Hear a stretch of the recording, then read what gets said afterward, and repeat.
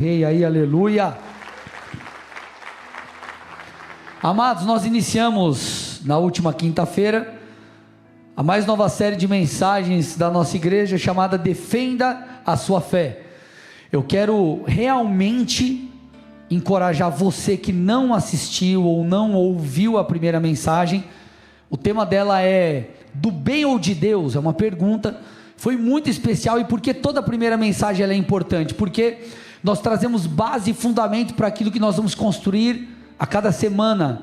Então, se você dá um pulinho lá no meu Instagram, tá ali ó, o André Silva, é só você ir no link da bio, lá você vai ter acesso ao YouTube e as outras plataformas, para você ali poder assistir, escutar, enfim, e assim será abençoado, amém? Mas qual que é a minha intenção nessa série?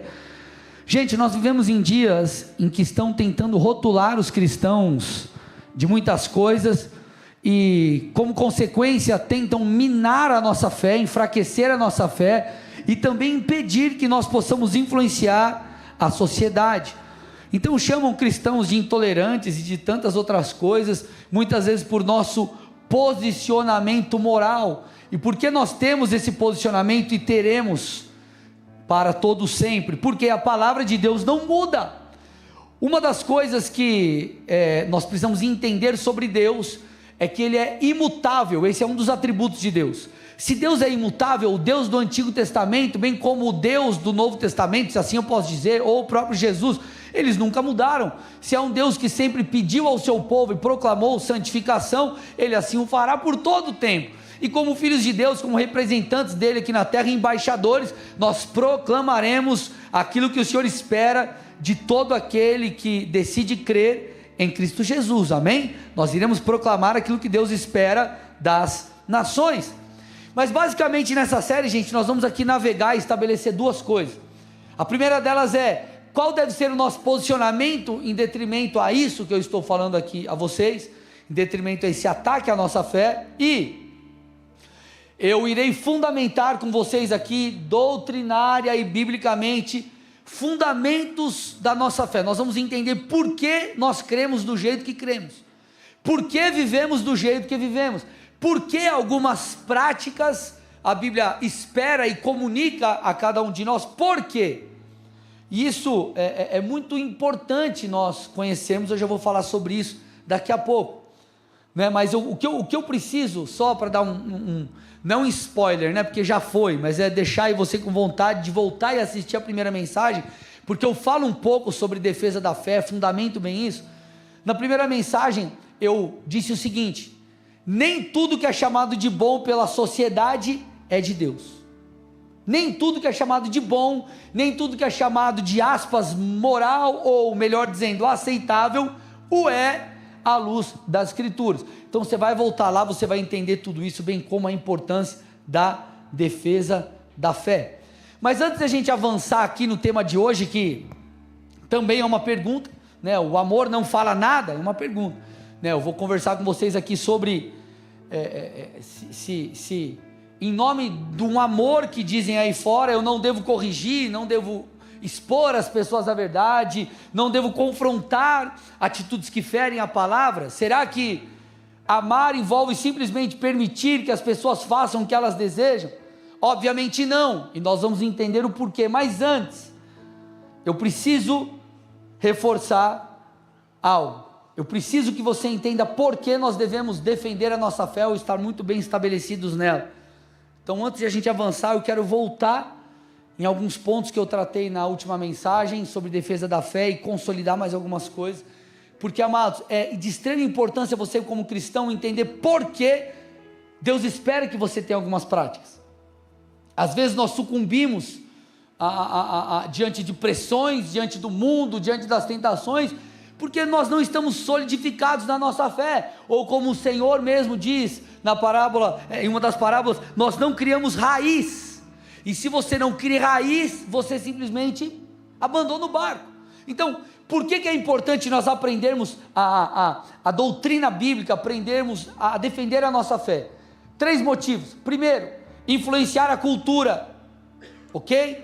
Quanto mais nós proclamamos as verdades de Deus, quanto mais nós tornamos as pessoas conscientes de quem Jesus é e das Escrituras, maior liberdade nós teremos, ou melhor, se assim eu posso dizer, a aceitação as pessoas terão, porque elas já estão de alguma forma um pouco mais abertas, ou têm o conhecimento de quem é Jesus. Segundo motivo, para fortalecer os que creem, ok? Para fortalecer os que creem. Se você sabe por que Deus espera de você uma prática, por que você precisa caminhar desse jeito, por que das coisas, isso te ajuda a criar raiz, como eu falei há pouco. E terceira, para ganharmos os incrédulos. Eu quero focar um pouco aqui na questão do fortalecer os que creem. Gente, nós precisamos conhecer as doutrinas bíblicas. Eu preciso que você entenda isso. Nós precisamos conhecer os porquês, ok? Nós precisamos conhecer os porquês. Paulo, ele fala um pouco sobre esse assunto. Então, por exemplo, a Timóteo, ele fala algumas coisas. 1 Timóteo, põe para mim aí 4:6. Por exemplo, olha o que ele diz. 1 Timóteo 4:6. Expondo estas coisas aos irmãos, você será um bom ministro de Cristo Jesus, alimentado com as palavras de fé e da boa doutrina que você tem seguido. Se você passa alguns versículos à frente, versículo 13, Paulo diz assim, ó: até a minha chegada, Timóteo, dedique-se à leitura pública das Escrituras, à exortação e ao ensino. Se você passa mais uma vez alguns versículos, versículo 16, ele diz: cuide, Timóteo, de você mesmo e da doutrina. Continue nestes deveres, ou seja, em tudo que eu ensinei, porque fazendo assim você salvará tanto a si mesmo como aos que o ouvem. Em suma, ele está dizendo assim, Timóteo, você precisa estar fundamentado na doutrina bíblica, você precisa entender as Escrituras, você precisa entender o porquê das coisas, porque dessa forma você não vai sucumbir às tentações, você não vai ceder diante das artimanhas do inimigo, e também aqueles de quem você cuida serão salvos, porque eles estão firmados, eles estão em um lugar seguro, eles estão protegidos pela verdade. E por que eu preciso que você entenda? Porque assim, gente, muitas vezes num culto, ou uma leitura da palavra, enfim, ou buscando lá uma ministração na internet, nós procuramos, ou muitas vezes as pessoas procuram, ministrações que vão atingir as suas necessidades. Então você está meio para baixo, você põe lá, ministrações de fé, e não tem nenhum problema nisso, mas entenda onde eu vou chegar, tá? Você está meio triste, ministrações sobre alegria, e aí vem no culto, você quer, é como se fosse um culto personalizado para você, e às vezes nós buscamos coisas que vão ficar satisfazendo, entre aspas, entenda o contexto aqui, a nossa alma, e nós não estaremos solidificados em coisas que deveríamos, porque por vezes nós buscamos ministrações, cultos, isso ou aquilo, como se fosse uma caixinha de promessa. O que eu preciso hoje? Você vai lá e pega, ou melhor, o que eu quero hoje. Só que da mesma forma que para você ter saúde, você precisa de uma boa dieta, e entenda por dieta, comer adequadamente. Então, não adianta você só comer carne, né? O meu filho, por exemplo, o Deco, tem lá arroz, sei lá, salada, um purê, não, só quero carne. Não, Pia, você vai comer arroz, vai comer as coisas. E às vezes nós somos como as crianças, a gente quer comer o quê? Quer carne, carne. Então você chega lá no YouTube e você só quer, como se fosse um Deus personalizado, e às vezes o teu problema não é aquilo. É como se você fosse, em vez de ir no médico e tratar a enfermidade, você toma um paracetamol. E aí você toma um paracetamol, passa aquela dor no momento, mas você não trata do problema. Nós precisamos, amados, estar solidificados no lugar correto. Nós precisamos de uma dieta espiritual também equilibrada. Se você não aprender os fundamentos da fé, e eu sempre falo quando nós vamos, por exemplo, no curso, no Mergulhando na Palavra, eu sempre começo naquela aula introdutória e falo o seguinte para os irmãos, eu falo assim, gente, você não está numa pregação, você está no momento de ensino. Por que é importante? Porque às vezes o cara acha que o pastor vai dar rajada, a coisa, adorar, e pega lá, aí já vem um cara do violão lá no fundo da aula e começa. Não, irmão, é ensino. E às vezes o ensino ele é mais monótono, mas é Ele que muitas vezes vai colocar você estabelecido no alicerce correto. Então nós precisamos aprender a dar razão à nossa fé. Olha o que nós vemos acontecendo com Jesus, quando Jesus foi tentado, Mateus 4, 1 a 7. Mateus 4, 1 a 7, olha o que diz o texto. Mateus 4, 1 a 7. A seguir Jesus foi levado pelo Espírito ao deserto, para ser tentado pelo diabo, e depois de jejuar 40 dias e 40 noites, teve fome. Então o tentador, aproximando-se, disse a Jesus, presta atenção na dinâmica: se você é o Filho de Deus, mande que essas pedras se transformem em pães. Jesus, porém, respondeu, olha como Jesus respondeu: está escrito, o ser humano não viverá só de pão, mas de toda a palavra que procede da boca de Deus. Ele citou as escrituras. Então o diabo levou a cidade santa, colocou-o sobre o pináculo do templo e disse: se você é o Filho de Deus, jogue-se daqui. Só que o diabo subiu o nível, ele falou assim, porque está escrito, aos seus anjos ele dará ordem a seu respeito, e eles o sustentarão nas suas mãos, para que você não tropece em alguma pedra. Jesus respondeu: também está escrito, não põe à prova o Senhor, seu Deus. O que nós percebemos? Jesus só pôde refutar a tentação de Satanás, o engano de Satanás, porque ele conhecia muito bem as escrituras. E ele conhecia as escrituras de tal forma, meus amados, que quando Satanás usou um texto fora de contexto, ele sabia refutar. O que eu estou tentando te dizer com tudo isso? Se nós não sabemos, não conhecemos a Bíblia, se você não lê a Bíblia, se você não busca conhecer, se você só vem no culto uma vez por mês, se você não se envolve, se você não faz, enfim, procura crescer, a probabilidade de você ser enganado é muito grande. Então, queridos, nós precisamos conhecer a sã doutrina. Você precisa dar passos em direção ao conhecimento de Deus. Não venha só na igreja quando, hoje eu não estou legal, preciso de uma palavra, vem para o culto. Hoje estou precisando de uma cura, aí você vem para o culto. Hoje estou precisando, de um ânimo, estou meio, enfim, briguei com a namorada, eu preciso de Jesus para o namorado. Não. Venha para você aprender, venha para você ser transformado. Cresça na sua busca a Deus, ok, amados?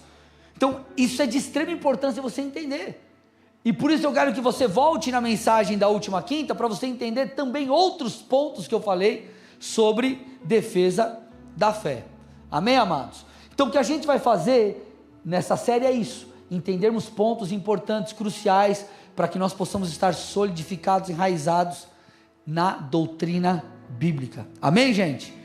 Então, passada essa introdução, entendido isso, eu quero entrar no tema de hoje. Então, meus amados, como eu disse, nós vemos em dias em que discordar daquilo que é tido como socialmente correto, é chamado, a palavra, a expressão do momento é discurso de ódio, né?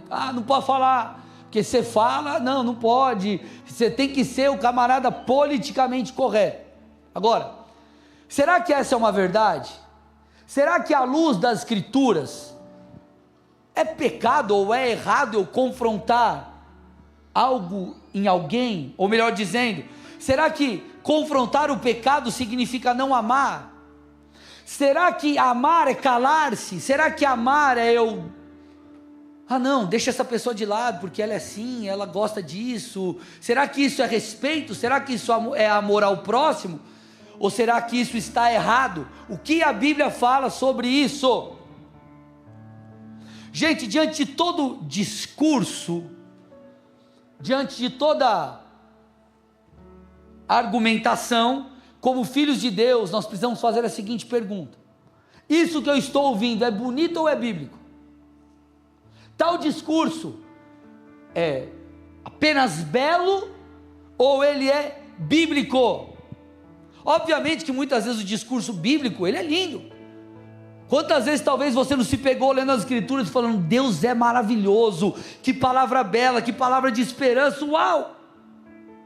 Muitas vezes o discurso bíblico é bonito, mas nem sempre ele é belo, nem sempre o será. Agora, por mais que não seja belo, são palavras de vida. E quando eu falo de belo, gente, eu falo de não ser agradável aos olhos. Quem é que gostou, assim, se amou de paixão, assim, aquela coisa, ficou feliz, quando o teu chefe, ou teu líder, ou papai e mamãe, quando você era menor, te deu aquela dura, que você falou, mas meu Deus do céu, quem ficou feliz, falou, meu Deus, que coisa maravilhosa. Mas é muitas vezes isso que produziu em você vida, que formou você, que trabalhou no seu caráter, que transformou, fez você quem você é. Então são as palavras, meus amados, de correção, que geram em mim e em você vida. Teve um autor que escreveu um livro muito legal, eu recomendo vocês lerem, chamado Geração Não Me Toque. Acho que tem na lojinha lá um livro muito legal, um tal de André Silva, que eu falo um pouco sobre o vitimismo. E o vitimismo é um problema cultural. E quando você pega aqui as cartas de Paulo, por exemplo, a carta de Paulo aos Efésios, ele fala com maestria sobre isso. Quando você pega ali o capítulo 4, você vai perceber que Paulo, ele começa no capítulo 4 de Efésios falando sobre a unidade da fé, ele fala sobre os 5 ministérios, e ele diz o seguinte, ó, cada um dos 5 ministérios é para edificação do corpo de Cristo. Só que ele reforça no versículo 14 algo muito interessante, para que não sejamos arrastados por ventos de doutrina. Ele diz assim, ó, para que não mais sejamos como crianças, arrastados pelas ondas e levados de um lado por outro, por qualquer vento de doutrina, pela artimanha das pessoas, pela astúcia com que induzem ao erro. Então presta atenção no que ele está dizendo, gente. Olha o que ele está dizendo. Ele está dizendo assim, ó, tome cuidado, para que você não seja levado de um lado para o outro, por qualquer vento de doutrina, através das artimanhas, através das mentiras, e muitas vezes essas mentiras, elas vêm com discursos bonitos, não, isso aqui é belo, isso aqui é lindo, mas a pergunta que você tem que fazer é, isso é do bem, aspas, ou é de Deus? Por mais que isso seja moralmente aceitável, isso é de Deus? Eu falei sobre isso na última mensagem. Por exemplo, se você falar com a sua avó, com a sua bisavó, ela vai falar para você que divórcio era algo terrível. Hoje o divórcio, infelizmente, é algo aceitável. Ah, mas não dá nada. Não dá nada para você. Na Bíblia dá e muito. Vocês estão aqui comigo ou não? Então ele está dizendo, ei, tome cuidado para que você não fique sendo levado de um lado para o outro, por mentiras, para que você não seja induzido ao erro. E na sequência ele fala sobre o amor. Versículo 15 ele diz, mas seguindo a verdade em amor, cresçamos em tudo naquele que é a cabeça, Cristo. Então sabe o que Paulo está dizendo? Ele está associando a verdade ao amor. Ele está falando, tome cuidado com os discursos enganosos, tome cuidado com as artimanhas, tome cuidado com as mentiras. Isso vai levar você e eu, vai nos levar para o buraco. Tome cuidado, você precisa conhecer a verdade. Então ele segue, seguindo a verdade em amor, cresçamos. Então o amor está associado à verdade. Deixa eu te falar uma coisa, irmão. Eu não posso, você não pode, nós não podemos amar sem respeitar a verdade. E qual é a verdade? A palavra de Deus. Então, se você mente, se você está vivendo com base numa doutrina contrária à palavra, isso não é a verdade, isso não é, logo não é amor. Paulo falando aos Romanos, ele fala assim, ó, existem aqueles que distorcem e tornam a verdade em mentira, ou melhor, tornam a mentira em verdade. Então Paulo está repreendendo, ele fala assim, as pessoas tornaram a mentira em verdade, o que era mal em bem. Por quê? Para que elas sejam colocadas no trono, para que o seu eu seja adorado, para que as suas vontades sejam feitas. Então se você bate nas costas de alguém e fala, nossa, que legal, que lindo, e eu falo assim porque eu te amo, eu quero o teu bem, negativo. A palavra de Deus é a verdade, então eu só amo se eu falo a verdade. Por isso que a continuação do texto diz, por isso, deixando, versículo 25, a mentira, que cada um fale a verdade com o seu próximo, porque somos membros do mesmo corpo. Ele está dizendo, nós fazemos parte do mesmo corpo, então eu preciso deixar a mentira de lado, eu preciso falar a verdade, ainda que a verdade não seja agradável aos ouvidos. Então Paulo confronta aqui a igreja de Éfeso, ele confronta e traz uma sã doutrina. Por quê? Porque ele de fato os amava. Sabe qual é o grande problema, amados, nos dias de hoje? Nós buscamos aceitação, nós não buscamos andar na verdade. Eu vou repetir, as pessoas buscam aceitação, ainda que seja caminhar por uma mentira. Ah não, se eu sou aceito aqui no grupinho, não importa se eu faço algo errado, se eu faço algo, não importa se fere as escrituras, eu sou aceito. Agora deixa eu te falar, é muito melhor você ser aceito pelos céus, do que ser aceito por pessoas, meus irmãos, que no final das contas, na eternidade, você vai ter que prestar conta de tudo isso. Então é melhor você ser aceito pelos céus.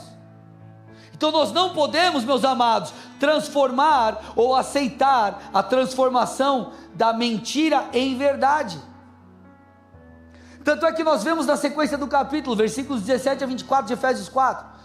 Isso, portanto, digo, e no Senhor testifico. Então preste atenção, ó. Ele está falando, gente, nós precisamos viver em unidade. Os 5 ministérios é para edificação do corpo de Cristo. Depois ele vem, abandonem a mentira, andem em verdade, siga a verdade, porque seguir a verdade é amar a Deus, falar a verdade é amar ao próximo.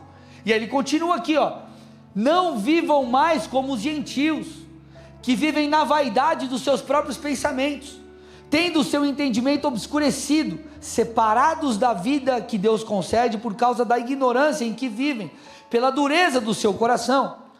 Tendo se tornado insensíveis, eles se entregaram à libertinagem para, de forma desenfreada, cometer todo tipo de impureza.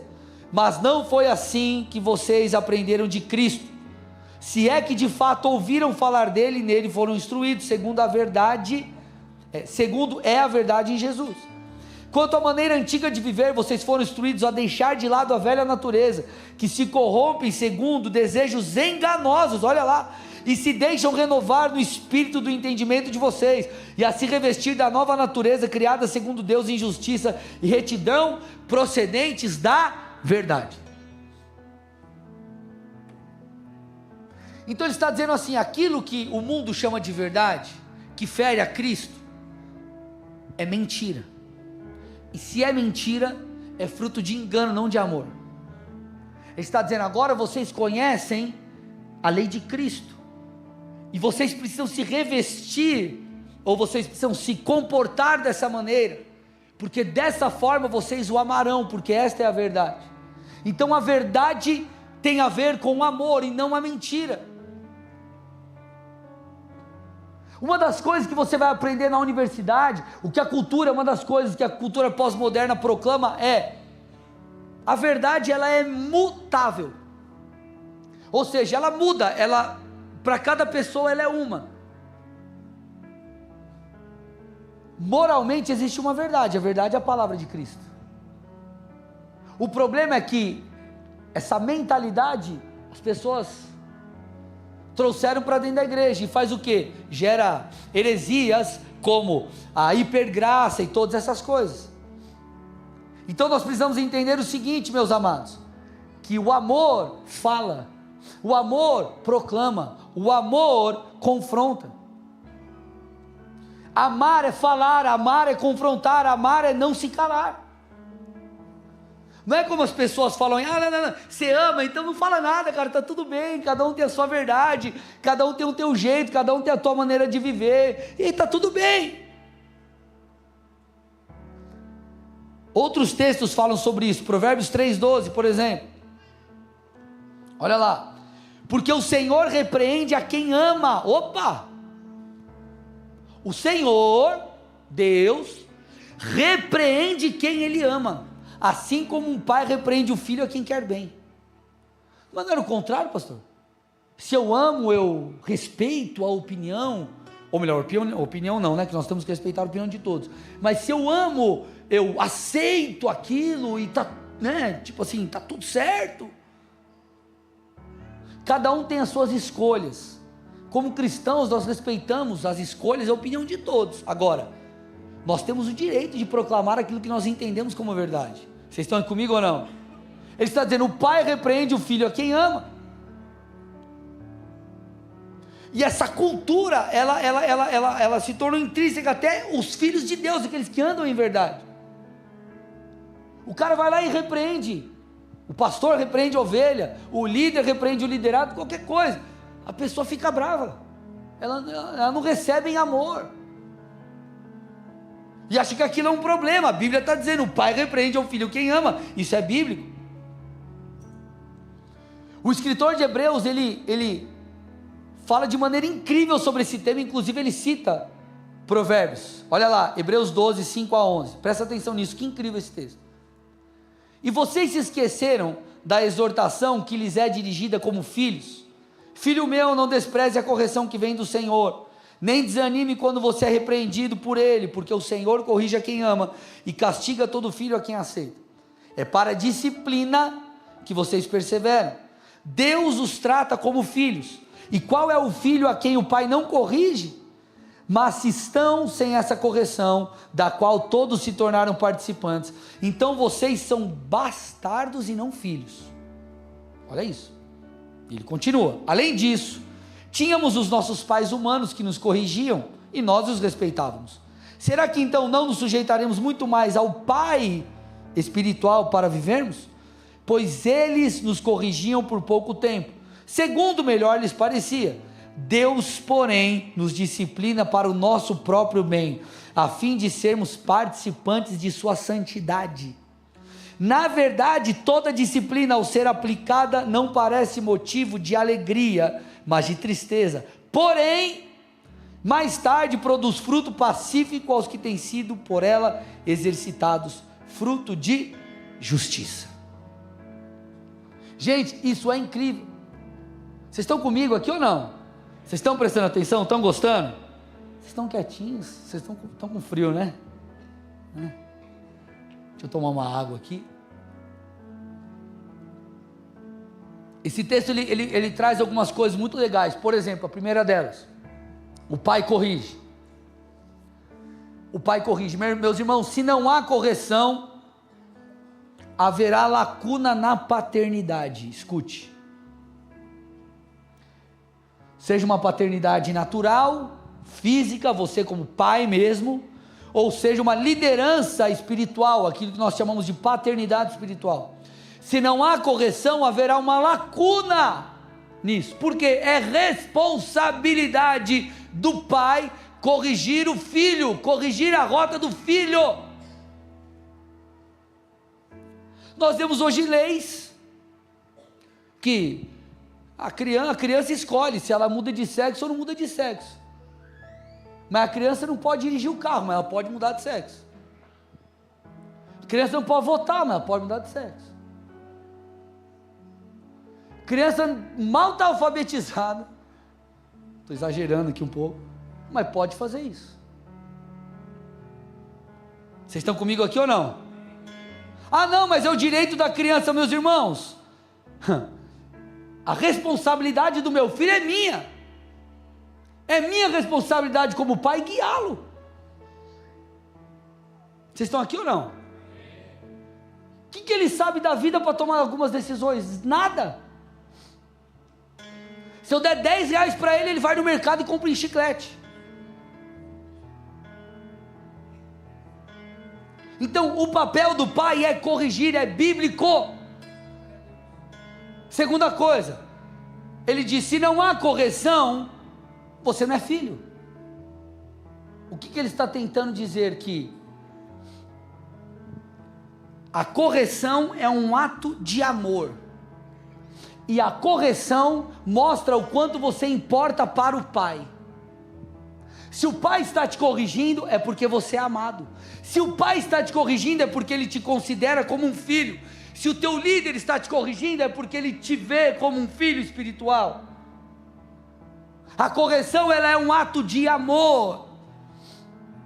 Ele está dizendo, se não há correção, vocês são bastardos. Que sentido que ele está querendo dizer? Se não há correção, é como se ninguém se importasse com você, mas, porque se importam, você então é corrigido. O texto também diz que a correção produz frutos de justiça, e ele diz, por mais que a correção doa no primeiro momento, ela muda a minha, a sua vida, e isso faz com que manifestemos o fruto do Espírito. Então correção produz frutificação. Eu acho que você está entendendo, se você fizer o padrão inverso, você vai entender por que Satanás quer calar a igreja. Porque Satanás quer intimidar a igreja. Porque se não há correção, não há filiação. Se não há correção, não há frutificação. Logo, todas as estruturas e as bases, elas desmoronam. Então, enquanto alguns acham que essa coisa de corrigir, ou falar a verdade é opressivo demais, perceba o que a Bíblia diz, versículos 12 a 14 de Hebreus 12. Hebreus capítulo 12, versículos 12 a 14. Por isso, levantem as mãos cansadas e fortaleçam os joelhos vacilantes. Façam caminhos retos para os seus pés, para que o manco não se desvie, mas seja curado. Firmes na graça de Deus, procurem viver em paz com todos e busquem a santificação, sem a qual ninguém verá o Senhor. O contexto é a correção, então ele está dizendo, quando há correção, as mãos cansadas se erguem e os joelhos vacilantes se tornam firmes. Ele está fazendo um paralelo aqui com um corredor. Então ele está dizendo, quando você é corrigido, você recupera as forças. Por quê? Porque alguém está te instruindo, alguém está mostrando que o caminho que você está seguindo é um caminho de morte. Então a disciplina, as leis, as regras de Deus, a lei de Deus, os mandamentos de Deus, são para o nosso bem. E o versículo final que nós vemos aqui, ele fala aqui, põe versículo 14 para mim, busquem a santificação, sem a qual ninguém verá o Senhor. Então, além, meus amados, além de renovarmos as nossas forças mediante a correção nos aproxima de Deus, porque ela nos santifica. A Bíblia fala muito sobre correção, por exemplo, Provérbios 27:6, leais são as feridas feitas pelo que ama, porém os beijos de quem odeia são enganosos. Uau! Olha isso, gente, presta atenção nesse texto. As feridas feitas pelo que ama, entenda por isso, a repreensão, a correção, o falar a verdade, vale muito mais do que o beijo daquele que está te levando para uma mentira. Satanás, ele é o enganador, ele é o pai da mentira, então ele tenta deturpar, ele tenta transformar aquilo que é verdade em algo ruim. Então, você não pode proclamar aquilo que é reto, você não pode proclamar aquilo que é justo, porque isso é opressivo. Opressivo segundo quem? E outra, meus amados, vamos lá, vamos fazer uma projeção futurística. Vamos pegar e vamos transformar a sociedade assim, ó, terra sem lei, você faz o que você quer e está tudo certo. Onde a gente vai estar daqui 50 anos? Não, é tudo lindo, maravilhoso. Irmãos, a Bíblia diz que a natureza carnal tem que ser crucificada. Se nós que somos cristãos lutamos contra a nossa carne, contra a tentação, contra o pecado que nos rodeia, imagina aqueles que estão entregues à carne. Provérbios 28:23, quem repreende alguém, achará depois mais favor do que aquele que só lisonjeia. É a sabedoria bíblica, irmão. Salmos 94:12, bem-aventurado o Senhor é aquele a quem tu repreendes, a quem ensinas a tua lei.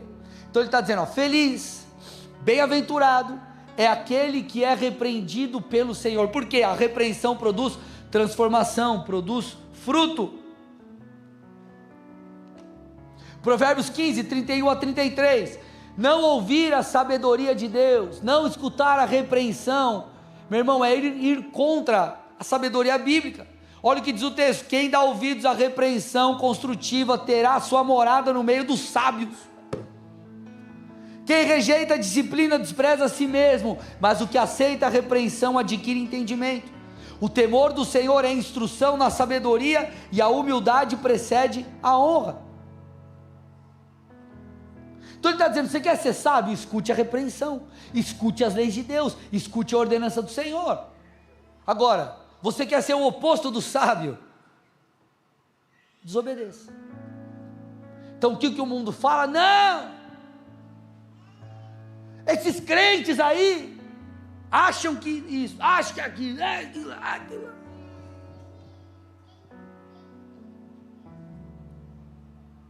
Eu vou por esse caminho. Eu espero que você vá também. E nós proclamamos a verdade para que o maior número de pessoas possam ir. Agora, como que nós proclamamos? Como que nós falamos? Ok? Nós estamos entendendo, respondendo essa pergunta: o amor não fala nada? Na verdade, o amor fala. O amor proclama. Nós estamos entendendo o poder e a importância da repreensão, de falar a verdade. Falar a verdade não é simplesmente aceitar. Falar a verdade, você fará isso com respeito. Cada um tem a sua decisão e o seu poder de escolha, isso é bíblico, mas nós temos o direito de falar a verdade, aquilo que nós entendemos biblicamente. Agora, como fazer isso? 1 Pedro 3,15 nos ensina: estai preparados para responder com mansidão e temor a qualquer que vos pedir razão da esperança que há em vós. Então toda repreensão deve ser feita com respeito, com mansidão e temor, mas ela deve ser feita. Em alguns momentos você vai gritar dos quatro ventos, e você vai se posicionar mais firmemente, mas deve ser feito com amor, com temor e com mansidão. Warren Wiersbe diz o seguinte: o amor sem a verdade é brutal, e o amor sem a verdade é brutal, e o amor sem a verdade é hipocrisia. Nós precisamos, meus amados, falar a verdade. Falar, proclamar é algo que Deus espera do seu povo. Estou indo para o final da mensagem, eu preciso que você preste atenção aqui. Aqui eu chego no clímax da mensagem, aqui eu chego no ponto principal. É nosso papel como filhos de Deus proclamar a verdade. Me escute. A fé, as verdades de Deus, elas não foram feitas apenas para você guardar e aplicar, elas foram feitas para ser anunciadas. Me escute, elas foram feitas para ser anunciadas. Lembra que eu falei no começo, o tripé da defesa da fé? Para fortalecer os que creem, para influenciar a cultura e para alcançar os perdidos. Gente, escute, a transformação de pessoas e a grande comissão depende da proclamação da verdade. Escute, tudo isso que nós temos vivido no nosso meio, a perseguição aos cristãos, o que isso envolve? Intimidação, é um espírito, e nós não podemos, nós precisamos ser sábios, temos que falar em amor, com mansidão, mas temos que falar, porque senão é uma intimidação para impedir o avanço do reino, e isso é necessário para que o reino de Deus alcance o maior número de pessoas possíveis. Mas pastor, me prova na Bíblia. Vou te provar, Romanos 10, 14 e 15. Como porém invocarão em quem não creram? E como crerão naquele de quem nada ouviram? E como ouvirão se não há quem pregue? E como pregarão se não forem enviados? Como está escrito, quão formosos são os pés do que anunciam as boas novas. Ele está dizendo assim, como as pessoas vão invocar, os perdidos vão invocar em quem eles não creram? Como que eles vão crer se eles não ouviram nada? E como que eles vão ouvir se ninguém está pregando? Então ele está dizendo, a mensagem do Evangelho precisa ser anunciada. A mensagem do Evangelho precisa ser anunciada. O que Jesus disse em Mateus 28, 19 e 20, vão e façam discípulos, ensinem as pessoas a guardar tudo que eu tenho ordenado a vocês. É uma comissão, uma grande comissão, isso é chamado, é um comissionamento divino. Vão e ensinem, doutrinem as nações, ensinem as nações. Jesus, ele era o Logos de Deus, ele era a palavra encarnada, palavra essa que é viva e muda as pessoas e as nações. 1 Pedro 2,9, vocês porém são geração eleita, presta atenção, sacerdócio real, nação santa, povo de propriedade exclusiva de Deus, para proclamar as virtudes do Senhor. Então você não é só alguém eleito em Cristo, você não é apenas sacerdote real, você não é apenas alguém chamado para andar em santidade. Então a vida com Deus, ela não é feita apenas para eu exercer o meu sacerdócio, ela não é feita apenas para eu andar em santidade. Em Cristo eu não alcanço apenas salvação, mas tudo isso é para que eu possa proclamar as virtudes daquele que fez uma obra na minha vida. Então é intrínseco à fé cristã a proclamação, e o que eles estão tentando fazer é calar a voz da igreja, calar a voz da igreja, tentar calar, amados, eu e você como cristãos, de propagar a verdade, é algo que vem das trevas, é algo demoníaco, porque é dessa forma que ele vai tentar impedir o avanço do reino dos céus, porque as palavras têm poder, porque nós temos que proclamar, e quando nós proclamamos a verdade de Deus, algo acontece. Tudo foi criado através do falar lá no início. A Bíblia afirma que Deus disse e tudo se fez. Deus disse e tudo se fez. Agora, o que Jesus falou para nós no Novo Testamento? 2 textos. Primeiro, Mateus 16:19, eu lhe dei as chaves do reino dos céus, o que vocês ligarem na terra será ligado nos céus, e o que você desligar na terra terá sido desligado nos céus. Ele está dizendo, lá no final eu disse e construí.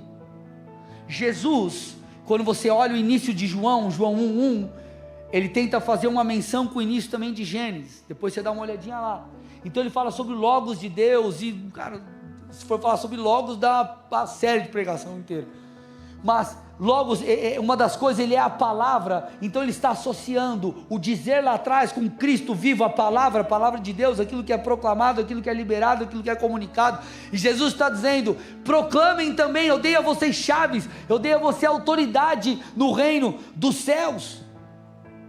E como nós sabemos que isso tem a ver com falar? Marcos 11:22-24, Jesus lhes disse, tenham fé em Deus, porque em verdade lhes digo que, se alguém disser a esse monte, levante-se e jogue-se no mar, e não duvidar no seu coração, mas crer que se fará tudo o que diz, assim será com ele. Por isso digo a vocês que tudo que pedirem em oração, creiam que já o receberam, e assim será com vocês. Jesus nos dá chaves, Jesus nos dá autoridade, essa chave que ele nos dá, é fazer uso de declarações proféticas, de comunicar a verdade de Deus às nações, e o diabo não quer que nós façamos uso disso. Por quê? Porque as pessoas serão salvas pela proclamação do Evangelho. Então não fala não precisa falar a verdade. Aí sabe o que vai acontecer? A gente vai pregar um Evangelho diluído. Aí você vai falar o quê? De um Deus que te renova, de um Deus que te fortalece, de um Deus que te abençoa. Mas sabe o que a Bíblia diz? Que a porta de entrada para o reino é o arrependimento. A porta de entrada para o reino é confessar Jesus como Senhor. Como que você vai desfrutar dos benefícios do reino se você não segue o Senhor? Se Cristo não é o teu Senhor. Agora, para isso tem que ter confronto. Para isso a verdade tem que ser dita. Para isso a voz profética precisa se levantar e proclamar com sabedoria, em amor, com temor, mas precisa ser dita. Satanás sabe do princípio que eu vou ler aqui com vocês, por isso que ele tenta calar a voz profética. Isaías 55, 10 e 11, olha aqui, ele faz um paralelo, preste atenção, porque assim como a chuva e a neve descem dos céus e para lá não voltam, sem que primeiro reguem a terra e a fecundem, e a façam brotar para dar a semente ao semeador e pão ao que come, assim será a palavra que sair da minha boca. Assim será a palavra que sair da minha boca. Não voltará para mim vazia, mas fará o que me apraz e prosperará naquilo para o que designei. Olha o que ele está dizendo. Quando a chuva desce, ok? E cai sobre a terra, ela não cumpre o seu propósito? Ela rega, tá lá, chuva cai, ela cai numa plantação, ela rega a plantação, ela cumpre todo o seu propósito. O Senhor está dizendo, quando a minha palavra sai, ela cumpre um propósito, ela não volta vazia. Por quê? Porque a palavra de Deus, ela quebra todo e qualquer, ela desfaz, como diz o salmista, os cedros do Líbano, quebra toda e qualquer autoridade. Quando a palavra de Deus é liberada, ela alcança os corações, ela produz fruto, ela produz arrependimento. A palavra de Deus tem poder e Satanás sabe disso. Então, quando a palavra é liberada, ele não pode conter o fruto daquilo que foi falado. Então, o que ele faz? Ele tenta calar.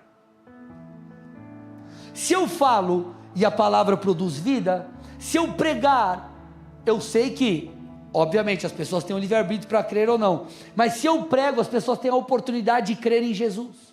Elas têm a oportunidade de se renderem ao Senhor, elas têm a oportunidade de ajustar a sua vida, elas têm a oportunidade de alinhar o seu comportamento, o seu casamento, sua vida à luz das Escrituras e viverem a plenitude de Deus. Elas têm essa oportunidade, porque foi falado, porque foi proclamado. Então Satanás tenta o quê? Calar a proclamação da verdade. Agora tem esse papo furado aí de, tem que atualizar a Bíblia, que a Bíblia, sei lá o que, tem que atualizar nada, irmão, a Bíblia é a Bíblia, a palavra de Deus é a verdade. Se você quer que atualize, é porque está confrontando o seu pecado e você não aguenta o tranco, essa é a verdade. Falando, né, de pessoas que, tem que atualizar, tu não aguenta o tranco. Então eles tentam, a estratégia de Satanás é imputar nas mentes e nos corações que amar é não falar, amar é simplesmente aceitar. Por quê? Porque Satanás sabe o poder da proclamação da verdade das Escrituras. Eu estou terminando. Gente, Deus leva isso tão a sério, que nós vemos Zacarias, pai de João Batista ficando mudo, porque ele fez declarações contrárias à vontade de Deus. Ele ficou mudo até que a promessa se cumprisse. Olha isso, põe para mim aí Lucas 1, 5 a 20, olha isso, estou terminando, é o último texto. No dia de Herodes, rei da Judéia, houve um sacerdote chamado Zacarias no turno de Abias. A mulher dele era das filhas de Arão e se chamava Isabel. Ambos eram justos diante de Deus, vivendo de forma irrepreensível em todos os preceitos e mandamentos do Senhor. Eles não tinham filhos, porque Isabel era estéril, olha lá, e os dois já tinham idade avançada. E aconteceu que enquanto Zacarias exercia o sacerdócio diante de Deus na ordem do seu turno, coube-lhe por sorteio, segundo o costume sacerdotal, entrar no santuário do Senhor para queimar o incenso. Durante esse tempo, toda a multidão do povo permanecia na parte de fora orando, e eis que apareceu a Zacarias um anjo do Senhor em pé à direita do altar de incenso. Ao vê-lo, Zacarias ficou assustado e o temor se apoderou dele. O anjo, porém, lhe disse: não tenha medo, Zacarias, porque a sua oração foi ouvida. Isabel, sua esposa, dará à luz a um filho, a quem você dará o nome de João. Você ficará alegre e feliz, e muitos ficarão contentes com o nascimento dele. Pois ele será grande diante do Senhor, não beberá vinho nem bebida forte, será cheio do Espírito Santo, já desde o ventre materno.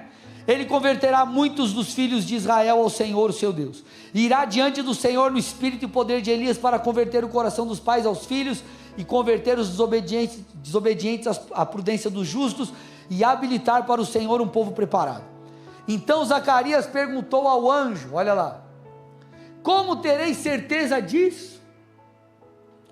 Pois eu sou velho e a minha mulher também já tem idade avançada.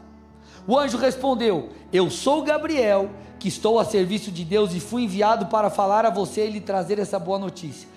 Todavia, você ficará mudo e não poderá falar até o dia em que estas coisas vierem a acontecer, porque você não acreditou nas minhas palavras, as quais no devido tempo se cumprirão. O Senhor não dependia das palavras ou não de Zacarias para cumprir aquilo que ele queria fazer. Mas é um princípio espiritual que nós aprendemos aqui. Ele está dizendo, a sua palavra, ela edifica ou ela derruba. E Satanás sabe disso. Então ele quer calar a igreja. Agora, você precisa falar isso em amor e em mansidão. Agora, como você vai falar se você não conhece as Escrituras? Como você vai permanecer firmado no Senhor se você não entende o que a Bíblia diz? Meus amados, nós precisamos estar firmados na sã doutrina. Nós precisamos estar firmados na sã doutrina. Se lembre dos textos iniciais que nós lemos. Paulo falando a Timóteo, seja alimentado com a doutrina que você tem seguido, dedique-se à exortação, ao ensino, cuide de você, Timóteo, cuide da doutrina, e a partir do momento que você conhece, propague, meus irmãos, porque a palavra de Deus é viva. Às vezes as pessoas ficam assim, mas pastor, como que eu vou evangelizar meu amigo? Eu não sei direito as coisas. Irmão, fala aquilo que Jesus fez na sua vida, compartilha, cara, eu cheguei, eu era assim, Deus fez isso na minha vida, conta a sua história, fala que Jesus é bom, conta das experiências que você teve com Ele, proclame essa verdade, porque da sua boca sairá vida. Nós não podemos nos calar, pois o amor não é mudo. Eu vou repetir, nós não podemos nos calar, porque o amor não é mudo. O amor fala, o amor não se cala. Feche seus olhos e curve sua cabeça em nome de Jesus.